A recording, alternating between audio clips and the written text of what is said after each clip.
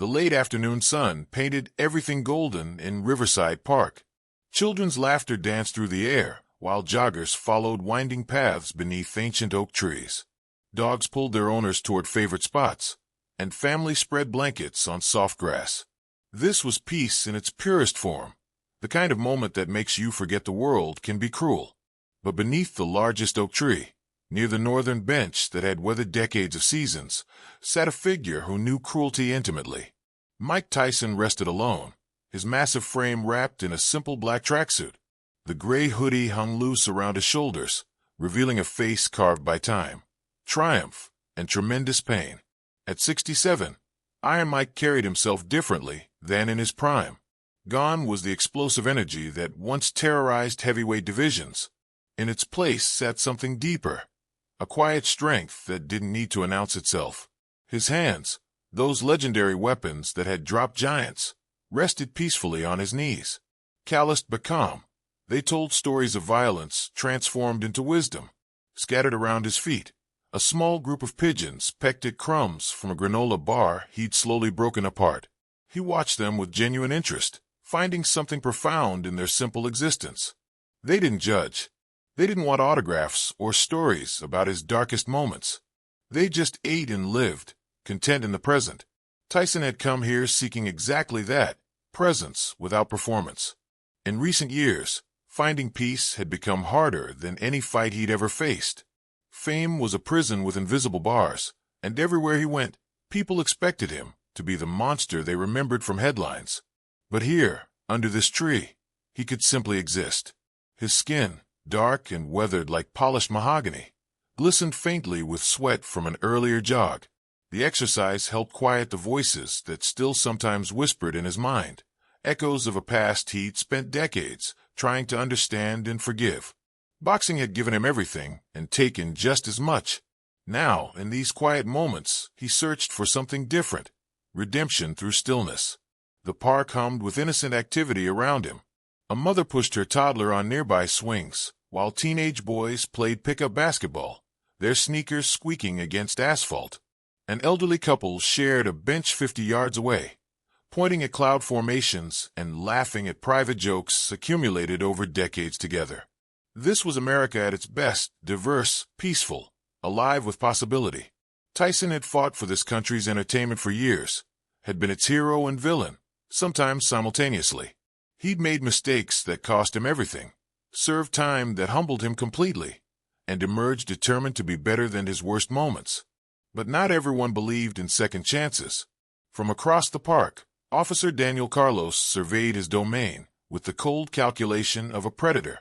Tall and imposing in his LAPD uniform, he moved through the space like he owned every blade of grass. His mirrored sunglasses reflected the golden light, while his hand rested casually on his baton.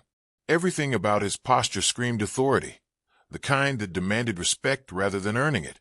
Carlos had been patrolling these streets for 8 years, and in his mind, he'd seen every type of troublemaker the city could produce. Drug dealers, gang members, homeless people who forgot their place. He handled them all with the same iron fist. His reputation preceded him in these neighborhoods. Quick to anger, quicker to act, and completely convinced of his own righteousness. But there was something else driving Carlos, something darker than professional duty. He carried prejudices like badges of honor, wore his biases as openly as his uniform. In his worldview, certain people belonged in certain places, and when they stepped outside those boundaries, consequences followed. When his gaze landed on Tyson sitting alone beneath the oak, every instinct in his corrupted sense of justice activated. Here was a black man, sitting still, existing peacefully, and somehow, that felt like a challenge. Carlos didn't recognize the legend before him. He saw only what his prejudice allowed. Someone who didn't belong, someone who needed to be controlled. The officer changed direction, his boots striking pavement with increasing intensity. Each step brought him closer to a confrontation that would define both men's legacies. Park visitors noticed his approach, some from experience, others from instinct. Conversations quieted. Parents pulled children closer. The basketball stopped bouncing. But Tyson remained motionless, feeding his pigeons, lost in thoughts that had nothing to do with conflict. He was thinking about his grandchildren, about the garden he'd been tending at home, about the books he'd been reading on philosophy and redemption. His mind was filled with light, even as shadow approached. The golden afternoon held its breath. Two worlds were about to collide, one seeking peace, the other determined to shatter it. In moments, everything would change, not just for these two men, but for everyone watching. The age of cell phone cameras meant that truth and lies would be captured forever, that justice and injustice would be recorded in high definition. Neither man knew they were about to participate in a moment that would ripple far beyond this park, far beyond this day. But the universe was aligning for a reckoning, and sometimes the most powerful victories come not from fighting, but from refusing to surrender your dignity when the world demands you should. The storm was coming. Officer Carlos approached the bench like a hunter stalking prey, each step calculated to project dominance. His reflection multiplied in storefront windows as he crossed the park's main path, boots clicking against concrete with military precision. The sound cut through afternoon serenity like a blade through silk, announcing his presence to anyone paying attention. And everyone was paying attention now. The mother at the swings had stopped pushing her child, instinctively sensing danger. The teenage basketball players had paused their game, recognizing the particular energy that preceded trouble. Even the elderly couple had turned from their cloud watching to observe this approaching storm.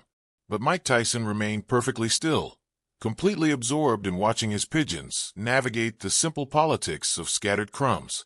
One smaller bird had claimed a particularly large piece of granola, while others circled respectfully, waiting their turn. There was something beautiful in their patience, their acceptance of natural order without violence or aggression. Carlos positioned himself directly in front of the bench, his shadow falling across Tyson's lap like a dark omen. The pigeons scattered immediately, wings beating frantically as they sought safety in nearby trees. Their departure left only silence, heavy, electric, dangerous. "Afternoon," Carlos said, his voice flat and cold as winter concrete. The single word carried enough contempt to make nearby observers step backward involuntarily. "Didn't know we were allowing naps in public spaces now." Tyson's eyes slowly lifted, taking in the officer's face without expression. His gaze was steady, curious almost, as if studying an interesting specimen rather than responding to a threat. He said nothing, but something in his stillness suggested vast depths, oceans of experience that this young officer couldn't begin to fathom. The silence stretched between them like a taut wire. Carlos had expected immediate compliance, the kind of nervous deference he typically received from citizens who recognized his authority. Instead, he found himself staring into eyes that held no fear, no respect, no acknowledgement of his power whatsoever. "Hey!" Carlos snapped his fingers inches from Tyson's face. The sharp sound cracked through the air like a whip. "You deaf or just ignoring me?" Still nothing. Tyson blinked once, slow and deliberate, then returned his attention to the spot where his pigeons had been feeding. The dismissal was complete, absolute, and more insulting than any curse could have been. Carlos felt heat rising in his chest, that familiar burn of wounded pride that had gotten him into trouble before. In his 8 years on the force, no one had ever so completely ignored his authority. Drug dealers at least had the courtesy to argue back. Homeless people usually scrambled to obey. But this man, this old black man, was treating him like he didn't exist. "I said, are you deaf, old man? Or just too high and lazy to move along?" The question hung in the air like poison gas. Several park visitors had pulled out their phones now, sensing that something significant was unfolding. A woman walking her golden retriever had stopped 30 feet away, her face creased with concern. The teenagers had abandoned their basketball entirely, moving closer while trying to appear casual. Tyson's jaw tightened almost imperceptibly, the first sign that he was hearing every word, processing every insult, making calculations that Carlos couldn't begin to understand. But he remained seated, hands resting peacefully on his knees, breathing steady and controlled.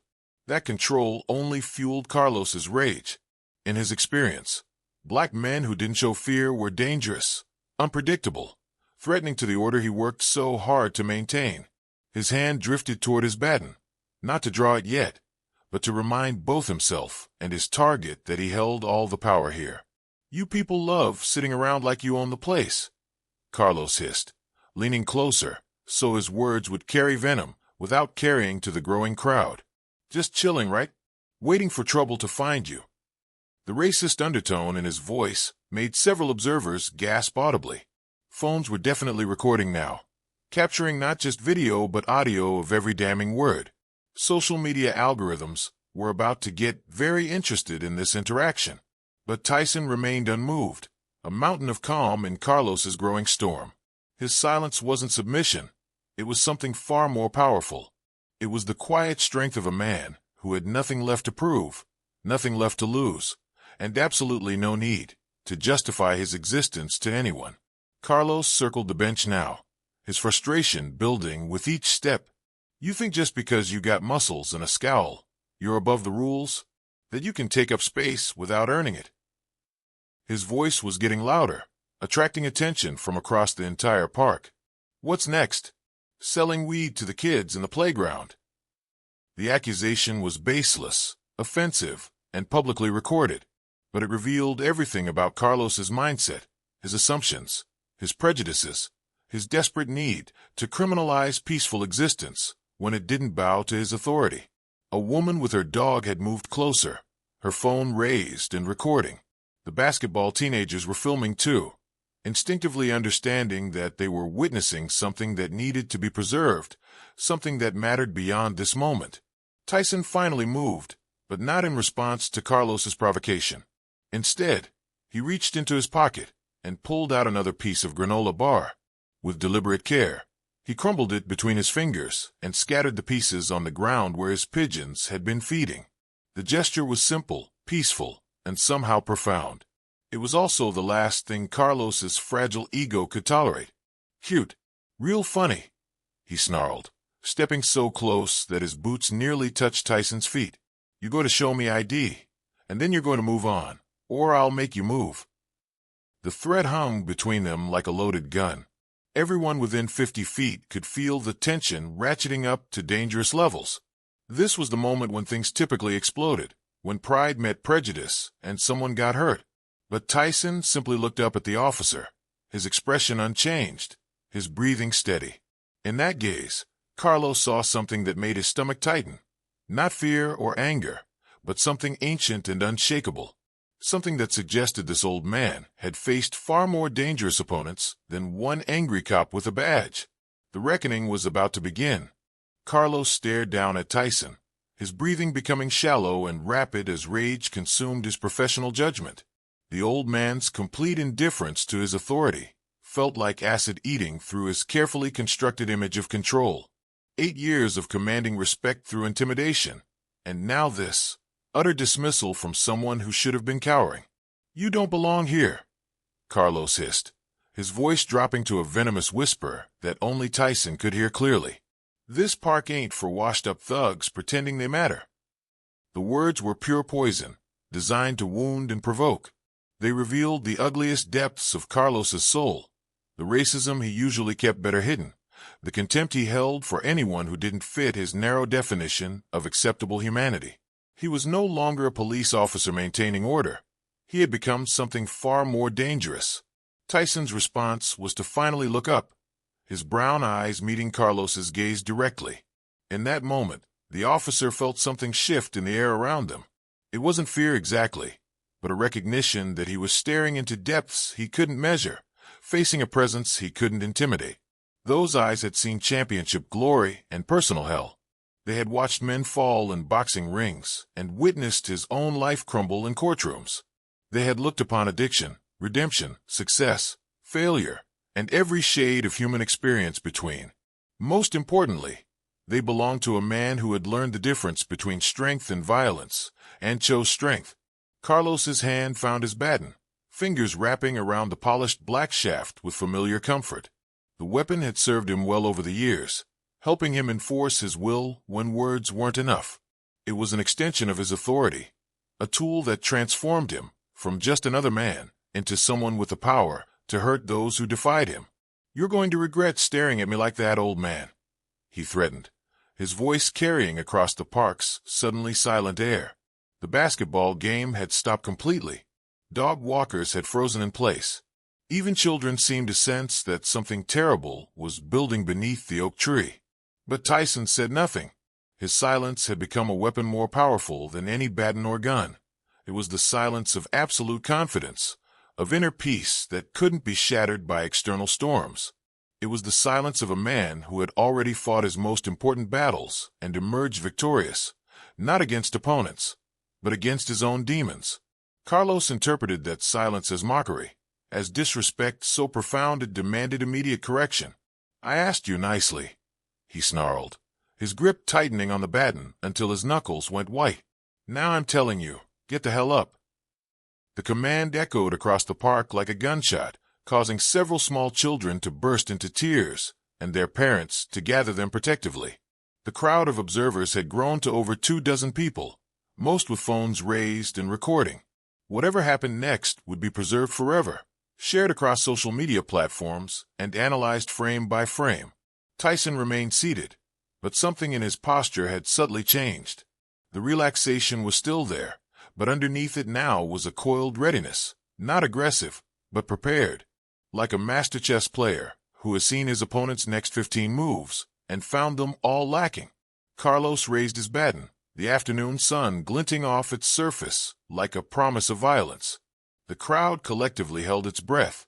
This was the moment when everything would change, when a peaceful afternoon would transform into something that would be remembered and discussed for years to come. "This ain't a request anymore," Carlos barked, his voice cracking slightly with the strain of his own fury. "Stand up. This is your last warning." But Tyson didn't stand. He didn't flinch. He didn't plead or protest or do anything that might defuse the situation. Instead, he simply looked at the raised baton with the same calm curiosity he had shown the pigeons, as if studying something interesting but ultimately harmless. That look broke something fundamental in Carlos's psyche. In his worldview, power meant control, and control meant fear. When someone refused to be afraid, they were challenging the very foundation of his existence. They were making him confront the possibility that his badge and weapon were just props in a performance that no one was required to believe. The baton whistled through the air in a vicious arc toward Tyson's shoulder, carrying with it all of Carlos's frustration, prejudice, and desperate need to feel powerful. It was a swing designed to hurt, to punish, to remind both Tyson and every witness that authority would not be mocked. But it never connected. At the last possible instant, Tyson leaned slightly to his left. Not a dramatic dodge or a panicked scramble, just a small, precise adjustment that made Carlos's weapon cut through empty air instead of finding its target. The baton struck the wooden bench with a sharp crack that echoed like a rifle shot, the impact jarring Carlos's arm and sending shock waves through his shoulder. The crowd gasped collectively. Several people screamed. But Tyson simply straightened back to his original position, still seated, still calm, as if nothing significant had occurred. Carlos stared at his baton, then at Tyson, then back at his weapon. His carefully orchestrated moment of dominance had become something else entirely, a demonstration of his own impotence against someone who refused to be intimidated. The old man hadn't fought back, hadn't even acknowledged the attack. He had simply moved, and somehow that movement had made Carlos look foolish and weak. "You think this is a game?" Carlos screamed, his voice high and desperate now. "You think your little fans are going to save you?" But even as he spoke, he was raising the baton again, this time for a backhand swing toward Tyson's ribs. This strike would be harder, more vicious, a blow designed to drop the old man and restore Carlos's shattered dignity. The weapon swept toward its target in a brutal arc, powered by 8 years of accumulated authority and a lifetime of unexamined hatred. This time there would be no dodging, no escape, no humiliation for Officer Carlos. This time would be different, or so he thought. The baton cut through the air with deadly precision, Carlos putting his full weight behind the backhand swing aimed at Tyson's ribs. In his mind, this strike would end the confrontation. The old man would crumple. The crowd would see his authority restored, and order would return to his carefully controlled world. But the weapon never reached its target. Tyson's hand moved with snake-like speed, shooting up to intercept the baton mid-swing. His fingers closed around the polished shaft with the grip of a man who had spent decades mastering the art of perfect timing. The impact of Carlos's momentum meeting Tyson's immovable grasp created a shock that traveled up the officer's arm like electricity. Carlos tried to pull back, his muscles straining against what should have been an easy retrieval of his weapon. Nothing moved.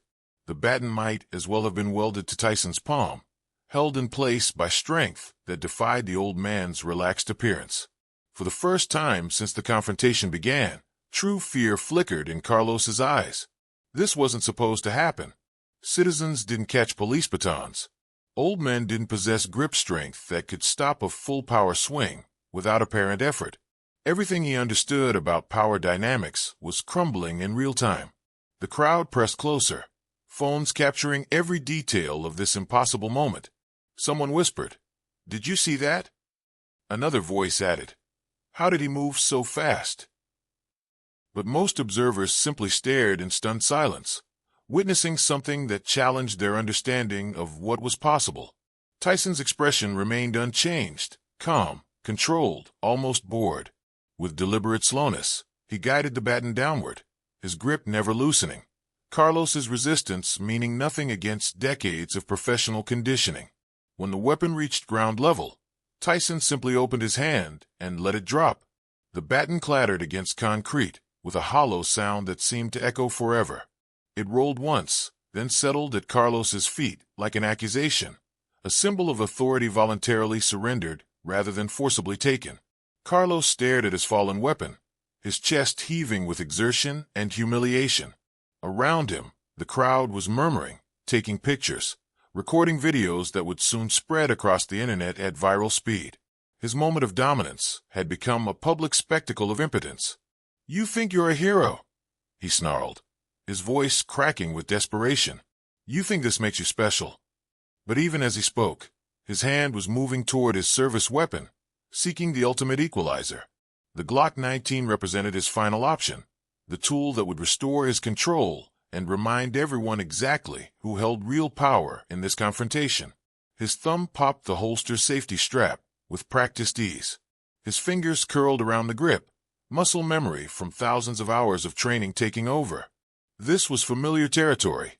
The weight of the weapon, the texture of the handle, the promise of absolute authority it represented. But once again, Tyson moved first. The old man's hand emerged from his seated position like a striking cobra, seizing Carlos's gun hand before the weapon could clear leather.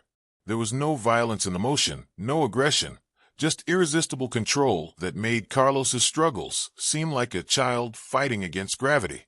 The gun slipped from the officer's grasp as easily as water through fingers. Tyson caught it with casual grace, holding the deadly weapon as if it were no more threatening than a television remote. He examined it briefly, his expression curious rather than menacing, then knelt slowly and placed it beside the fallen baton. Two symbols of state power now lay harmlessly on concrete, surrendered not through combat, but through the simple application of superior skill and unshakable calm. Tyson returned to his seat, hands once again resting peacefully on his knees, as if disarming a police officer was no more significant than feeding pigeons. Carlos stood frozen, staring at his weapons lying just out of reach. His breathing had become ragged, his face flushed red with shame and fury. Every foundation of his authority had crumbled in less than 60 seconds, and he hadn't been struck, insulted, or even threatened in return. The crowd had grown to over 50 people now, all witnessing this impossible scene. Phones were everywhere, capturing high-definition footage of a moment that would be analyzed and shared millions of times. Social media was about to explode with a story that challenged every assumption about power, age, and the nature of true strength. But Carlos wasn't finished. Couldn't be finished. His entire identity was built on the premise that his badge and weapons made him superior to civilians, especially civilians who looked like Tyson. To accept this humiliation would mean accepting that everything he believed about himself was false. With a primal roar of rage, he launched himself forward in a desperate tackle, abandoning all pretense of police procedure. This wasn't law enforcement anymore. It was a wounded animal's last desperate attack, driven by pride and prejudice rather than training or judgment. Tyson met the charge not with violence, but with physics. As Carlos lunged, the old man turned slightly, using his attacker's momentum against him with the effortless grace of a master martial artist. One small shift of his body, one gentle redirection of force, and Carlos found himself airborne. The officer hit the concrete with a sickening thud that made several observers cry out in alarm. He landed flat on his back, the air whooshing from his lungs in a painful gasp that left him writhing on the ground. His head struck pavement hard enough to blur his vision and fill his ears with ringing. Tyson hadn't thrown a punch, hadn't delivered a kick or strike of any kind. He had simply used Carlos's own aggression against him, turning the officer's strength into his weakness with the kind of effortless technique that separates masters from amateurs. The silence that followed was deafening. Carlos lay gasping on the concrete, staring up at afternoon sky through a haze of pain and disbelief. Tyson sat calmly above him, unmoved by the violence he had so easily neutralized. Then, with shaking fingers, Carlos reached for his radio. His voice, when it finally came, was broken and desperate. "Officer needs assistance. Repeat. Immediate backup required." But even as he called for help, even as sirens began to wail in the distance, Carlos knew that no amount of backup could restore what he had lost beneath that oak tree. His authority was gone, his weapon surrendered, his dignity shattered, all without his opponent ever leaving the bench where this had all begun. The reckoning was complete, but the consequences were just beginning. The sirens grew from distant wails to overwhelming howls as two black and white patrol cars carved through the park's peaceful afternoon, their red and blue lights painting everything in strobing colors of urgency. Tires dug into soft grass as they skidded to stops, doors flying open before the vehicles had fully settled. Four officers emerged with hands hovering near weapons, their training screaming that they were entering a high-threat situation. The scene before them defied easy interpretation. One of their own lying flat on concrete, breathing heavily and staring at the sky, while an elderly black man sat peacefully on a bench nearby. Between them lay a service weapon and baton, abandoned like discarded toys. The youngest officer, barely out of the academy, had his hand inches from his gun. His eyes darted frantically between Carlos, Tyson, and the growing crowd of witnesses, trying to process information that his limited experience couldn't fully comprehend. But the senior officer, Sergeant Matthews, moved with the deliberate pace of someone who had seen every variation of human conflict. Silver-haired and weathered by 25 years of police work, he possessed the rare quality of thinking before reacting, a skill that had kept him alive and relatively sane in a job that destroyed both. Carlos struggled to his feet, his uniform disheveled and his pride in ruins. Pointing a trembling finger at Tyson, his voice cracked with desperation. "He assaulted me, took my weapon. That man is dangerous." He attacked a police officer. The younger officer stepped forward, tension radiating from every muscle. "Sir, place your hands where we can see them," he commanded, his voice betraying his nervousness despite attempts to sound authoritative. Tyson looked up at the young man with the same calm curiosity he had shown throughout this entire ordeal. He didn't raise his hands or lower them. He simply existed, radiating a presence that suggested violence was unnecessary and authority based on fear was meaningless. "Wait," Sergeant Matthews said quietly, the single word cutting through the chaos like a blade through silk. His younger colleague froze mid-step, recognizing the tone of someone whose experience commanded respect. Matthews approached slowly, his eyes taking in every detail: the abandoned weapons, the growing crowd, Carlos's disheveled appearance, and most importantly, the composed figure sitting peacefully beneath the oak tree. Recognition flickered in his weathered features, not just of who Tyson was, but of what this situation really represented. He knelt and retrieved the service weapon, checking its condition with professional efficiency before turning to Carlos. "What exactly happened here, officer?" "He refused to obey orders," Carlos said, his voice still shaking with adrenaline and humiliation. "I told him to move along, and he resisted arrest. Then he disarmed me and threw me to the ground. He's dangerous." Matthews looked back at Tyson, who remained seated and silent. "Did he strike you?" "He grabbed my baton, took my gun, Did he strike you? Matthews repeated, his tone making clear that evasion wouldn't be tolerated. Carlos hesitated, realizing the trap his own words had created. He threw me to the ground. Matthews nodded slowly, then gestured to his younger colleague. Take statements from witnesses. All of them. The crowd, which had grown to nearly 100 people, buzzed with anticipation. Phones continued recording as people began sharing their accounts of what had transpired. The stories were remarkably consistent. An officer approaching a peaceful man without cause, escalating to verbal abuse and racial slurs, then attacking with a baton before being effortlessly neutralized by someone who never left his seat or threw a punch. He never touched the officer until he had no choice, said the woman with the golden retriever. That cop came at him first, and the old man just defended himself. That's Mike Tyson, man, added one of the teenage basketball players. Iron Mike didn't do anything wrong. He stayed calm the whole time. Check the video. Everything's recorded. Matthews absorbed these accounts while studying the central figures of this drama.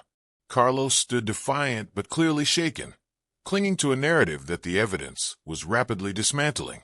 Tyson remained motionless, his silence speaking volumes about character and self-control. I've got footage, Matthews said finally, his voice hardening as he faced Carlos. I've got witnesses, and I've got a legend sitting there who didn't move until you forced him to defend himself. Carlos's jaw dropped. You're believing them over me? I'm a police officer. I'm believing the truth, Matthews replied, stepping closer to his disgraced colleague. And the truth is that you abused your authority, escalated without cause, and got exactly what you deserved. The crowd pressed closer, sensing that justice was finally beginning to emerge from chaos. Social media was already exploding with preliminary footage, hashtags forming organically as the story spread at digital speed across platforms worldwide. Carlos's hand dropped toward his utility belt, a reflexive gesture seeking comfort in symbols of power that were no longer there. His chest heaved as rage warred with the dawning realization that his career was ending in real time, broadcast live to an audience that would never forget. I did my job, he spat, making one final attempt to reclaim the moral high ground. No, Matthews said quietly. You abused it. The silence that followed was profound, broken only by distant traffic and the whisper of wind through oak leaves. Then Matthews's voice cut through the afternoon air like a final judgment. Give me your badge. Carlos's eyes widened in shock and disbelief. What? Your badge? Matthews repeated, extending his hand with the finality of a closing coffin. And any remaining equipment. The crowd watched in fascination as Carlos slowly unpinned the silver shield from his chest. The badge that had once represented authority and respect now seemed to burn his fingers as he placed it in Matthews's palm. His remaining gear followed: radio, handcuffs, pepper spray. Each item a symbol of power he no longer deserved. You're relieved of duty, Matthews announced, effective immediately. Carlos stood there for a moment, stripped of everything that had defined him, surrounded by witnesses to his fall from grace. Then, without another word, he turned and walked away, leaving behind the shattered remnants of a career built on prejudice and sustained by unchecked authority. Matthews turned to Tyson, who finally spoke for the first time since this ordeal began. He's had enough, the legend said quietly, his voice carrying the weight of someone who understood both victory and mercy. The sergeant nodded respectfully. I understand, Mr. Tyson. Thank you. As Tyson rose from the bench and walked away, the crowd parted like water before him. He moved with dignity intact, leaving behind a moment that would be remembered not for violence, but for restraint, not for dominance, but for character. The footage was already going viral, spreading truth faster than lies could follow. And somewhere in America, people were learning that real power doesn't need weapons. It just needs to know when not to use them. Justice had spoken in silence, and its voice carried further than any shout ever could.